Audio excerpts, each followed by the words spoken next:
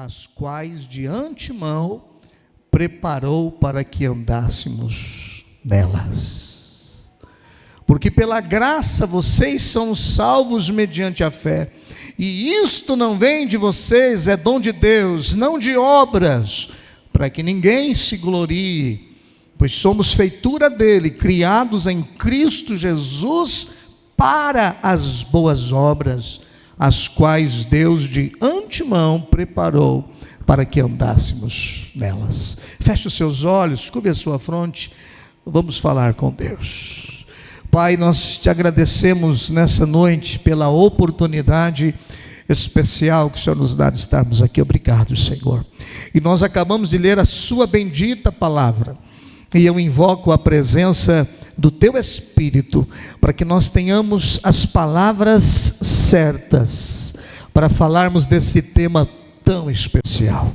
Senhor, fala comigo, não aquilo que eu quero, mas aquilo que eu preciso. Fala com a tua igreja, não aquilo que ela quer, mas aquilo que ela necessita nessa noite.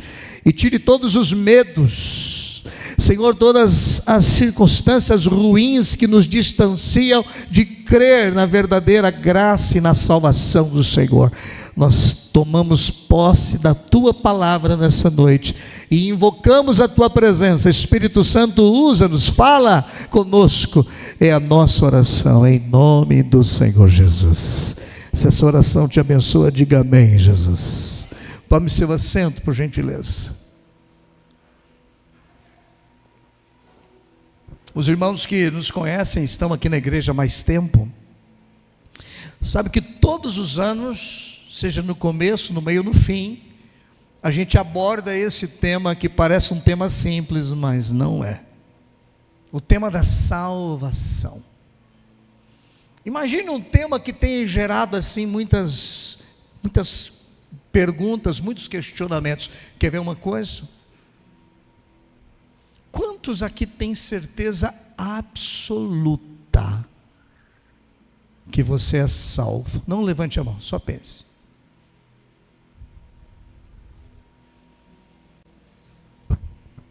Quantos aqui têm aquela confiança e aquela certeza tão poderosa dentro de você, que se hoje fosse teu último dia, você subiria ao encontro do Senhor? Não responda, só pense. E nós temos dois pensamentos muito sérios sobre essa área. Nós temos um pensamento da soberania de Deus e da responsabilidade humana. E quando a gente fala da soberania de Deus, tem alguns que abordam tanto e entram tanto dentro desse assunto, que falam, eu estou salvo de forma incondicional, e eu posso fazer o que eu quiser, que Deus não vai jogar eu no inferno. Será? Será que a Bíblia fala sobre isso mesmo? E tem outros que pensam assim, olha pastor, a salvação depende de mim, eu tenho que fazer minha responsabilidade. Se eu não orar, se eu não jejuar, se eu não for na igreja, se eu não for dizimista, se eu não fizer isso, eu vou para o inferno. É assim? Então nós temos dois extremos. Nós temos o extremo que joga a responsabilidade só para Deus. Ele é que escolhe, Ele que traz, Ele que faz, Ele que salva, Ele que capacita você para morar no céu, e ponto final. E nós temos um extremo que diz, não, a responsabilidade é minha. Se eu pisar fora, de manhã estou salvo, estava orando, à tarde dei uma olhada para onde não devia, desviei, me perdi, e à noite retornei para Jesus, porque eu estava orando em casa. Olha o cúmulo. Então perceba que o assunto pode parecer simples, mas não é. E a gente quer ajudar você com a graça do Pai.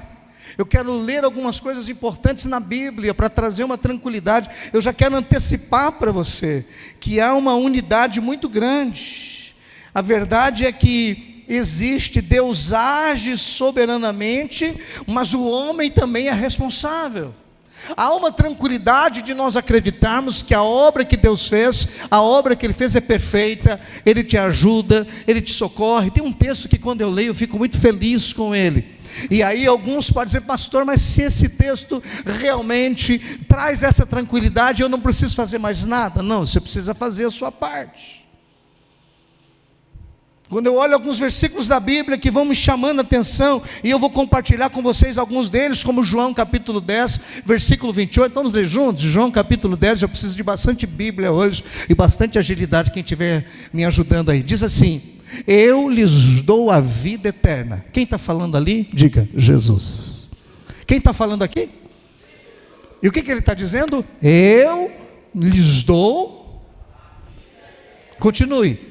Jamais e ninguém das minhas mãos. Vamos mais um versículo. Aquilo que meu Pai me deu é maior do que tudo, e da mão do Pai ninguém pode arrebatar. Olha que maravilha, irmãos. Então, para você já começar a ter uma certeza, uma segurança, que Deus Ele é poderoso, Ele faz sim a obra, Ele é soberano.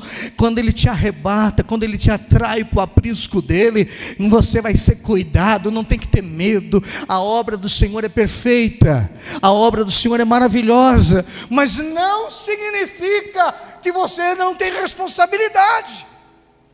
Tem gente que se esconde atrás desse versículo e abre mão de uma vida de santificação.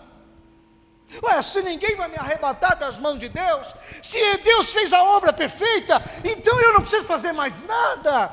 Mas não é verdade. E aqui existem outros versículos que vão esclarecer para você que há uma responsabilidade, que você não pode abrir mão, há um papel seu, há algo que você deve fazer, porque se você não fizer, você pode perder a sua bênção. Quer ver o exemplo? Mateus 24, versículo 12. Vamos ler juntos? Mateus 24, versículo 12. Leia comigo. E por se multiplicar o amor de quase todos, verso 13, aquele será salvo. Ficar firme fala de perseverança. Perceba que Deus, quando Ele faz a obra da salvação, de trazer você para o aprisco dEle, de dizer que você é dEle, não isenta você de perseverar. Não isenta você de ter a sua vida com Deus. Não é só responsabilidade de Deus, não. Deus faz a obra, e nós lemos lá nas cartas paulinas. E quando a gente pensa em salvação, a gente tem que lembrar que o assunto salvação não está só no Novo Testamento. Ele começa lá em Gênesis capítulo 3, versículo 15, lá no Éden, quando o homem pecou, quando a mulher pecou, ele disse assim: da semente da mulher nascerá um que pisará a cabeça da serpente, esta lhe ferirá o calcanhar, mas ele lhe esmagará a cabeça. Ele está falando que um dia haveria um da semente da mulher, já estava apontando para Jesus. No Antigo Testamento eles ficavam na expectativa, vai chegar o Salvador, mas no Novo Testamento a expectativa acabou, o Salvador chegou, Jesus Cristo de Nazaré. Aleluia. Então é responsabilidade nossa entender. O Velho Testamento tem muitas coisas sobre isso. Por exemplo, quando você vê Abraão, capítulo 12, verso 3 de Gênesis: em ti serão benditas as famílias da terra. Quando você vê o povo andando pelo deserto, não é uma metáfora, é um exemplo de que nós vamos sair do Egito, esse mundo, vamos caminhar pelo deserto e vamos chegar na Terra Santa. Então Deus planejou para você que você não morra no deserto, que você seja salvo através do sacrifício perfeito do Senhor Jesus. Mas a pergunta é: o que é salvação? Salvar do quê? O que é salvação? Existem duas palavras muito interessantes, a mesma palavra no grego e a mesma palavra no hebraico, yashá e sotéria. Nos falam de uma ideia de livramento, de preservação. Essa palavra nos fala de livramento da condenação do pecado. O homem em Adão, está todo mundo caminhando a passos largos para o inferno. Eu tenho batido nessa tecla todos os anos. Eu falo, queridos, há uma necessidade de a gente se tranquilizar. É verdade que em Adão todos nós somos cidadãos do inferno, mas em Cristo Jesus, pelo sangue do Calvário, pelo sangue derramado no Calvário, você e eu nos tornamos cidadãos dos céus. Nós estávamos perdidos, e quem precisa de salvação é mais ou menos aquela pessoa que está se afogando. Já viu alguém se afogando alguma vez? Quando a gente vai no mar, a gente vê várias vezes ter que acionar os salva-vidas, e a pessoa está lá, perdeu as forças, já não consegue mais, e está afundando, e lá vai o salva-vida. Ele não consegue se auto-salvar. Salvação não é auto, ele precisa de um Salvador. E quando o Salvador chega lá, veja bem que é uma ação dele. Quem precisa de salvação não consegue se auto-salvar, é uma ação de Deus, é uma ação da graça. E aí ele chega lá, ele vem por trás. Normalmente o nadador vem pelas costas, ele não vem pela frente, para não dar o problema da pessoa agarrar e os dois morrerem afogados. Ele vem pelas costas, levanta a pessoa e ele vem nadando com ela. É o processo, ele salva, levanta ela, ele segura e ele vem caminhando, ele vem nadando com ela. Está no processo, mas ainda não está totalmente salvo. Só está totalmente salvo quando chega lá à beira da praia, ali faz todos os primeiros socorros, enfim, dá toda aquela força, e a pessoa agora definitivamente está resolvido o problema dela. A nossa salvação é assim. A gente foi salvo o dia que você entregou a tua vida para Jesus. Você ouviu a palavra de Deus, e a palavra de Deus foi entrando tão profundamente no teu coração, e o Espírito Santo, João capítulo 16, verso 8, começou a te mostrar que você é pecador, que você é um homem mau, uma mulher má, que você tem mágoa, você tem raiva, você tem ira, você tem violência, você tem desejos ilícitos, você tem vontades escusas, você tem olhares impudentes, você tem uma mão gananciosa, você tem pés ligeiros para o pecado. Quem te alertou isso? O Espírito Santo de Deus. E na hora que o Espírito Santo te alertou isso, aconteceu um processo. Você começou a descobrir, não foi obra sua, não foi você sozinho. Meu Deus, eu sou um pecador. Olha, eu estava andando na rua, de repente uma luz assim, eu comecei a pensar, verdade, eu sou um pecador, ó. Eu preciso começar a ir para a igreja, eu preciso começar a ler a Bíblia, preciso entregar. Não foi você.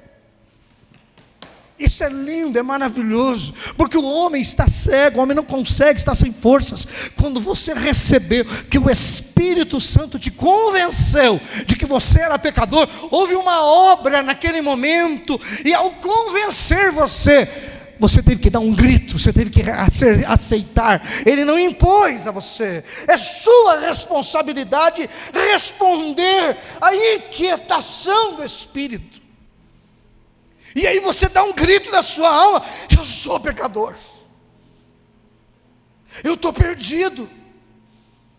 Foi uma ação de Deus que corroborou dentro de você e trouxe essa consistência de que você precisa tomar uma providência, que você não quer ir para o lugar da sentença, você não quer ir para o inferno, você não quer ir para a destruição, porque você descobriu que tem um caminho melhor para você, tem um lugar que Deus preparou, que o Senhor preparou para aqueles que são do Senhor. Não foi algo seu, foi o Espírito que te convenceu, e você deu grito dizendo: eu creio, Jesus Cristo é o meu Salvador, eu sou pecador. E aí você deu espaço e houve um arrependimento. Alguém está me entendendo? Esse processo, e a gente precisa entender. Se você não passou por isso, quebraram a aula da sua vida, quebraram as informações, e você descobriu que o apóstolo Pedro disse lá em Atos capítulo 4, versículo 12. Ele diz assim: não há outro nome dado entre os homens pelo qual nós devamos ser salvos. Não seremos salvos por Maomé, não seremos salvos por Allan Kardec, não seremos salvos por Maria, nem por José, nem por Rubens. Só tem um nome, leia comigo: e não há salvação em nenhum outro, porque debaixo do céu não existe nenhum outro nome dado entre os homens pelo qual importa que sejamos salvos. Esta é a certeza que nós temos. E para receber esse presente, você teve que fazer duas coisas muito simples. Parece simples, mas são desafiadoras. A carne sozinha não consegue fazer. Romanos capítulo 10, versículo 9 e 10. Você recebeu aquele impacto do Espírito, descobriu que era pecador, deu um grito da sua alma, diz: eu quero isso para mim, eu reconheço que Ele é o meu Salvador. Houve um arrependimento, e essas duas coisas Paulo fala que você tem que fazer. Vamos ler juntos? Se com a boca você confessar Jesus como Senhor, e em seu coração, que é mente, tá? Crer que Deus o ressuscitou dentre os mortos. Essas duas coisas parecem simples, mas não são. Só é simples para você porque o Espírito Santo entrou na sua vida. Quando a gente vai falar de Jesus para pessoas que não são crentes, sejam elas professoras universitárias, pedreiro, engenheiro, dona de casa, elas têm uma resistência. Enquanto o Espírito não mostrar para elas que elas são pecadoras, elas não conseguem confessar: Jesus é o meu Senhor. Porque tem aqui uma pegadinha nesse versículo. Quando você diz Jesus é o meu Senhor, Kyrios, Christos, eu estou dizendo que eu sou escravo, doulos, de Deus. E se tem uma coisa que a gente não quer, é ser escravo de ninguém. Quando eu digo Jesus é o meu Senhor, automaticamente eu digo eu sou seu escravo. E a gente, quando entende salvação, a gente pensa: sair das garras do diabo, não sou mais cavalo do diabo, agora eu sou livre para fazer o que eu quiser. Só que Jesus falou: não é assim. Vinde a mim todos vós que estáis cansados, oprimidos e sobrecarregados, e eu vos aliviarei. Tomai sobre vós o meu jugo. Tem uma responsabilidade. E aprendei de mim que sou manso e humilde, e encontrareis descanso para as vossas almas, porque o meu jugo é suave e o meu fardo é leve. Não há filhos, servos de Deus sem compromisso, sem responsabilidade. Você não foi salvo para ficar livre e fazer o que você quer. Você foi salvo para continuar servindo, só que não mais ao diabo, às trevas, mas ao Rei dos Reis, que deu a vida do Filho dele, para que você saísse do inferno e se tornasse cidadão dos céus. Se com a tua boca confessares, você tem que falar. Você tem que dizer para os seus amigos: o que você é? Sou crente em Cristo Jesus, lavado no sangue. Eu era pecador, mas eu fui encontrado, e eu declaro: Jesus Cristo é o meu Rei, Jesus é o meu Senhor. Nem que isto te custe o emprego, te custe as melhores amizades, não tem problema, porque aquele que não deixar pai ou mãe por amor de mim, não é digno de mim, já diz o Senhor. Mas aquele que confessa o Senhor, Jesus o confessará diante do Pai Celestial. Aleluia. Isso é uma realidade, confessar. E agora vem a coisa mais difícil para uma mente humana. Você tem que confessar e crer na maior loucura do cristianismo: crer que Jesus ressuscitou e está vivo. Que loucura, irmãos. Como crer que Ele está vivo, que Ele ressuscitou? Esse ápice da fé só é concedido, escute isso aqui, ó. Olha o amenizar do teu coração. Só consegue acreditar nessa loucura de que Jesus ressuscitou e está vivo quem o Espírito Santo entrou e deu essa convicção. E aí você passa a ser salvo, porque você creu na maior das loucuras do cristianismo: Jesus Cristo venceu a morte. E se Ele venceu a morte, você vai vencer também. Aleluia. E essa ação é tão poderosa, irmãos, que naquela hora que você aceita esse processo, vem sobre você uma luz no interior que se chama justificação. É tão impressionante isso, que quando eu toco no assunto da justificação, meu coração bate mais forte. Naquela hora você é tornado santo, você é tornado justo. Não é a igreja que diz, não é o seu pastor. Romanos capítulo 5 versículo 1 diz assim: justificados pois pela fé temos paz com Deus. Sabe o que esse texto está dizendo? Deus disse que em Cristo Jesus não há mais pecado sobre a sua vida. Aleluia. Esse processo da salvação é até impressionante, que sai um peso. Imagine a situação: Deus olha e pega todo o pecado que você tem. Me fala aí, pecados que os homens cometem. Vou dar um chute: adultério, me ajuda aí, cobiça, ganância, mentira, roubo. Quer mais? Vocês estão leves. Estupros, pedofilia, assassinatos, sequestros, abandonos, rejeição, ódio. Ele pega todos esses pecados que faz parte da raça humana e vai na cruz e coloca em Jesus. É por causa disso que o diabo tem um ódio de você tão grande. E ele sabe disso, e ele quer que a igreja não saiba. Porque quando o diabo olha para você, escute isso aqui, ó. Isso vai ser uma revelação para você. Todos os dias, não fique com ciúme de mim. Tem um demônio que é enviado do inferno para me vigiar. Todo dia, ele está ali. Não fique com ciúme, você também tem um, tá? Fique tranquilo, tem um para você também. Fique tranquilo, tem um capeta separado para você. Apocalipse capítulo 12, verso 2... foi aprisionado aquele que nos acusava noite e dia diante de Deus. Um dia ele será aprisionado. Enquanto isso, ele fica procurando tuas falhas, teus defeitos, teus erros, tuas situações ruins, para tentar te destruir. Porque o diabo anda ao nosso derredor, tentando para nos tragar. Segunda-feira, pastor, na quarta ele folga, na terça? Não, segunda, terça, quarta, quinta. De segunda a segunda, tem um capeta rodando sobre a tua vida. Mas ele fica tão revoltado, porque ele não pode tocar em você, porque em você tem uma marca que não tem nele. Em você tem a marca do sangue de Jesus, que te purifica de todos os teus pecados. Então quando você vai orar, olha o mistério de Deus. Deus não olha para você, porque se ele olhar para você com as lentes dele, ele mata você.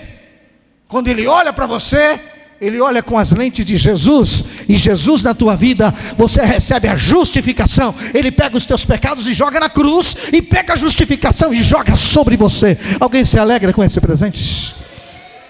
Você não entendeu? Quando Deus olha para você, Ele vê a justificação de Cristo sobre a tua vida, e Ele fala: dos teus pecados não me lembro mais. Isso é graça. Pela graça sois salvos, mediante a fé. Isto não vem de vós, é dom de Deus, não vem das obras. Eu oro, eu jejuo. Se viesse das obras, estaríamos perdidos, porque um dia a gente faz, outro dia a gente não faz. Nós estamos falando sobre salvação. Nós estamos falando de um tema para trazer alívio, para quando você chegar na presença de Deus, você não chegue como um filho destruído, sabe, alguém que não tem força, alguém que não sabe para que existe. Você possa chegar e entrar pelo único e vivo caminho que é Jesus Cristo, e você entrar na presença do Pai, e não chamar Ele de um Deus distante, mas chamar Ele de alguém tão próximo. E quando você chegar na presença dEle, você pode dizer: Pai, em nome de Jesus, eu me achego à tua presença. Quando você tem a certeza de que você é lavado no sangue de Jesus, os medos vão embora, e Deus manda sobre você a justificação. Quem entende, diga amém, Jesus. Ele manda sobre você também a santificação. Você não consegue se auto-santificar, não tem jeito, irmãos. A tendência da carne é querer coisas erradas, mas Ele manda para você a santificação. O processo vai acontecendo até que então chegue a glorificação. Então nós somos salvos, estamos sendo salvos através da santificação, e seremos totalmente salvos na glorificação. Quando você chegar lá nos céus, o teu corpo glorificado, porque esse corpo aqui não vai ser salvo. Você está cuidando muito dele, aleluia, glória a Deus, cuide, mas esse corpo não vai para o céu. Esse corpo aqui não vai entrar no céu. O que vai entrar no céu é um corpo glorificado semelhante ao de Jesus Cristo de Nazaré. Então esse processo da salvação é para trazer um alívio. Tem a parte de Deus, e você que foi alcançado pela palavra, você que foi alcançado pelo sangue, você que foi alcançado pela ação da graça, Ele não abre mão de você. Aí alguém pode dizer, pastor, não está lembrando lá de Hebreus capítulo 6? Hebreus 6 tem um versículo lá que não fala isso não. Vamos lá para Hebreus 6. Vai comigo, Hebreus capítulo 6. Versículo 4. Vamos ler juntos? É impossível, pois que aqueles que uma vez foram iluminados, provaram o dom celestial, se tornaram participantes do Espírito Santo. Olha que tipo de pessoa, hein? Provaram, volte lá de novo, por favor, verso 4. É impossível que aqueles que uma vez foram iluminados, provaram o dom celestial, tiveram o Espírito dentro deles, se tornaram participantes do Espírito Santo. Olha que seriedade. Provaram a boa palavra de Deus, usufruíram do Salmo 23, 91, Jeremias, dos profetas, provaram a boa palavra de Deus e os poderes do mundo vindouro, verso 6, e caíram.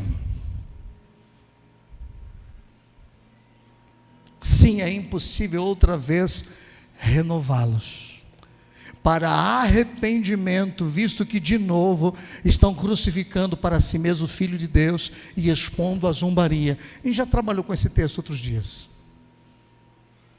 E os estudiosos, tanto das duas linhas, tanto da responsabilidade do homem, quanto da soberania de Deus, eles dizem assim, se o sujeito caiu, na verdade, ele não teve a primeira experiência realmente da salvação. O que aconteceu? Ele veio para a igreja e se apaixonou pelo sistema. Ele gostou do mover, e era tudo bonito, e ele se tornou alguém que fazia a mesma coisa, ele repetia as mesmas ações. Só que ele não deu a liberdade espiritual, ele não fez a parte dele, ele tinha o Espírito na vida dele, mas ele foi se desligando, ele foi, se contaminando, ele põe o pé no mundo e voltava para a igreja, e aos poucos ele foi se distanciando, e chegou uma hora que ele começou a amar mais as coisas do mundo do que as coisas de Deus, e ele rejeitou isso. Veja como é a responsabilidade sua, que está dentro da igreja, a usar os meios de graça, que nós já falamos disso. Quais são os meios de graça? Oração, jejum, adoração em comunidade, de ser batizado, tomar ceia, são meios de graça, para segurar você no reino. Você precisa dos meios de graça, você precisa da oração, você precisa do jejum, você precisa participar dos cultos, você precisa da santa ceia, porque senão você corre um risco de cair, de perder tudo o que outrora você tinha recebido, e aí não haverá mais jeito para você. É sua responsabilidade. Não fica brincando, achando que você não tem que sair da igreja e não deve continuar lendo a Bíblia. Tem que continuar. Não fique achando que aquilo que você recebe em 35 minutos aqui, num domingo à noite, vai servir para o resto da semana. Eu só estou te despertando você, para que você não caia, para que você não desista, para que você não se afaste, e você tem uma ajuda poderosa do teu lado, você tem o Espírito Santo. Quem está me entendendo, diga amém. O Espírito Santo está aí, queridos, fazendo uma obra poderosa. Olha João 16, versículo 8. É a primeira obra que o Espírito Santo faz dentro de nós. João 16, versículo 8. Você não pode dispensar a ajuda do Espírito Santo nessa obra da salvação. Todos os dias você precisa submeter à vontade dele. João 16, 8. Quando ele vier, convencerá o mundo do pecado, da justiça e do juízo. Ele está dentro de você. Ele falou para você não ficar insistindo naquela obra, ficar na desobediência. Ouça, quando ele vier, ele vai te orientar. Veja, ele não vai impor para você. O Espírito Santo não te obriga, o Espírito Santo te orienta, ele te aconselha, ele não pega na tua mão e faz você fazer algo, ele te impulsiona, ele fala dentro de você. Então você tem que ouvir a voz dele. Quer ver outra coisa que o Espírito Santo faz para te ajudar? João capítulo 3, versículo 5. Ele regenera você, ele tira de dentro para fora. João capítulo 3, versículo 5 a 8. Ele traz um novo nascimento, ele vivifica você espiritualmente, ele transforma o teu coração. Por isso nunca dispense a ação do Espírito Santo. Jesus respondeu: em verdade te digo, quem não nascer da água e do Espírito não pode entrar no reino de Deus. 6.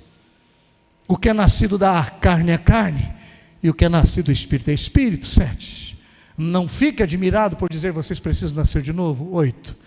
O vento sopra onde quer e ouve o seu barulho que ele faz, mas não sabe de onde vem nem para onde vai. Assim é todo aquele que é nascido do Espírito. Quando o Espírito entra dentro de você, ele dá a você essa regeneração, e você tem o papel agora com o Espírito dentro de buscar as coisas que agradam ao Senhor. Alguém me entende? Diga amém, Jesus. Quer ver outra ação que o Espírito Santo faz dentro de você? Efésios capítulo 1, versículo 13. E esse dia já aconteceu quando você ouviu a palavra, o Espírito entrou dentro de você. Efésios 1,13. Nele também vocês, depois de ouvirem a palavra da verdade. Quem está ouvindo a palavra, diga amém. O evangelho da salvação, o que eu estou falando aqui é evangelho, nascimento, morte e ressurreição de Jesus para a tua salvação.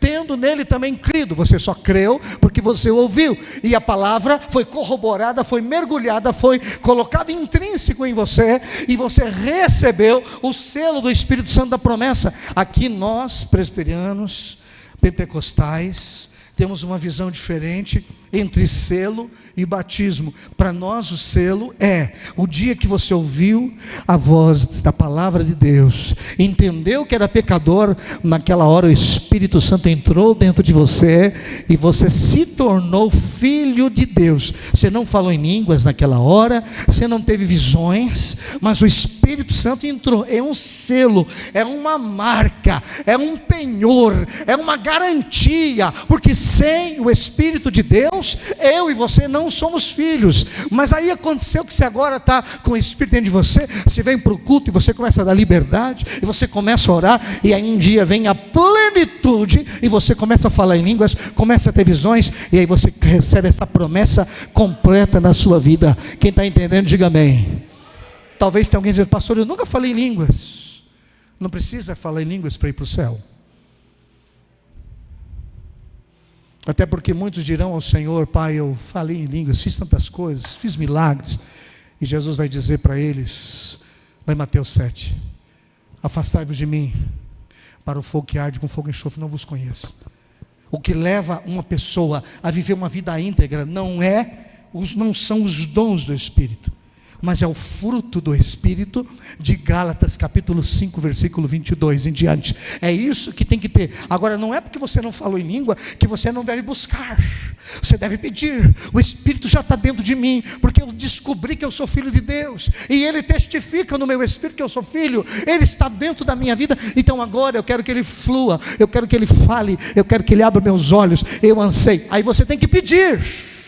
Diferentemente do dom, que é a chegada do Espírito na tua vida, que não é uma coisa que depende de você, foi Deus que lhe deu. Os dons do Espírito Santo dependem da tua busca. Olha que interessante, quem precisa de ferramentas para o trabalho, deve buscar, e à medida que você buscar a boa notícia, Deus quer batizar a sua igreja, Ele quer encher você com os dons, Ele quer dar ferramentas para a sua igreja. Alguém recebe, diga amém, Jesus. Ele não faz acepção de pessoa.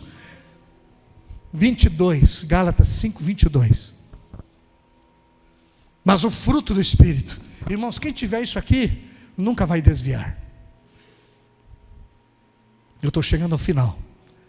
Mas o fruto do Espírito é amor, alegria, paz, longanimidade.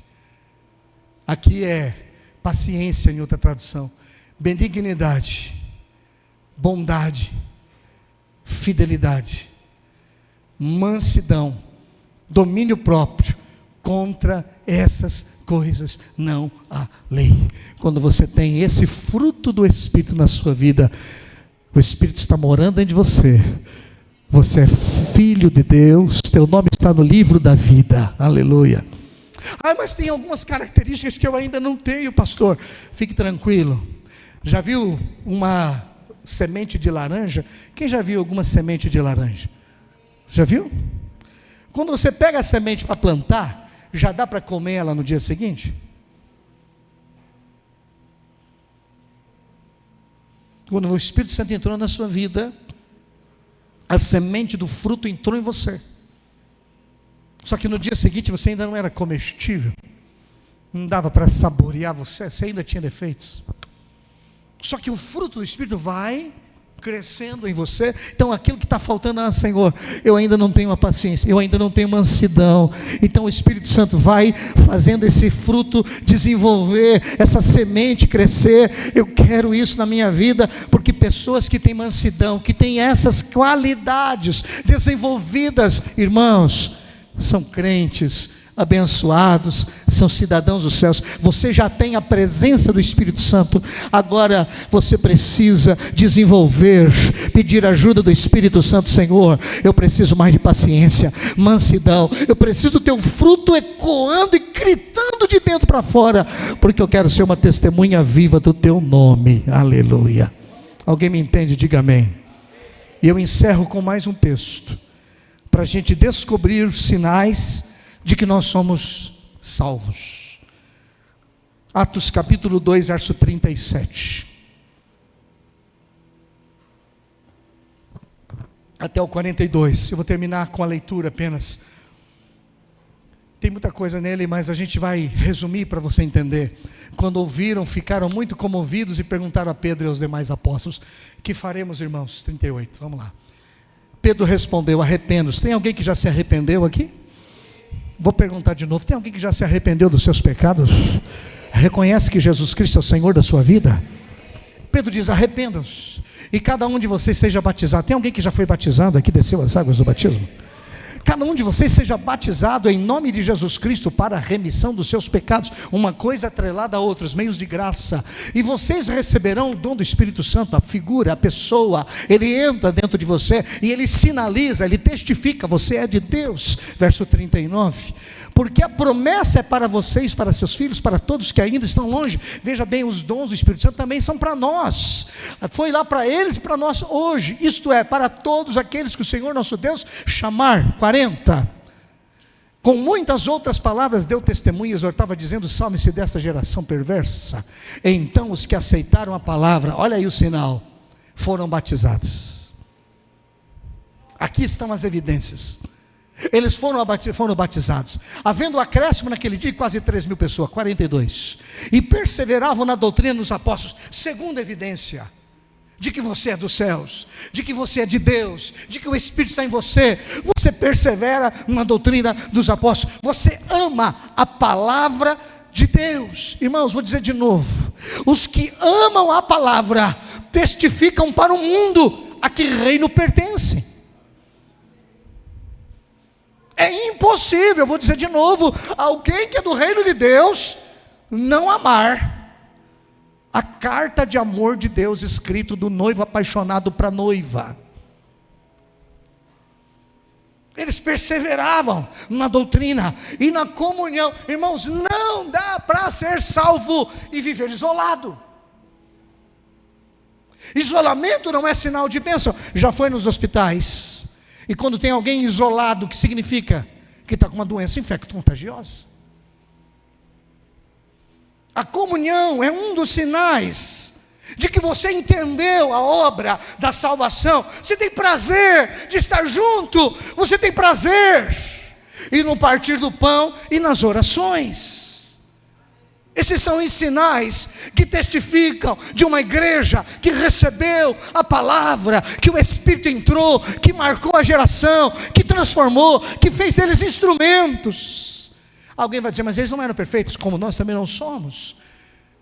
Mas esse é um dos grandes sinais, evidências de que você é cidadão dos céus. Quem está entendendo essa palavra, diga amém. Diga, o meu Deus me alcançou com a sua palavra, pela graça eu sou salvo. Diga, Ele não me lança das suas mãos. Ninguém pode me tirar das mãos de Deus. Diga de novo, ninguém pode me tirar das mãos de Deus. Então você que aceitou Jesus, comece a demonstrar as evidências de que você é do reino de Deus. Ame a palavra. Tenha uma vida de oração, queridos. Aprenda a desenvolver a comunhão. Celebre ao Senhor com adoração. Se você não é batizado, procure descer as águas do batismo. E confesse, Jesus Cristo é o meu Salvador. Porque Ele já fez tudo por você. Cabe a você agora fazer a tua parte. Aleluia. Vamos ficar em pé na presença do Senhor.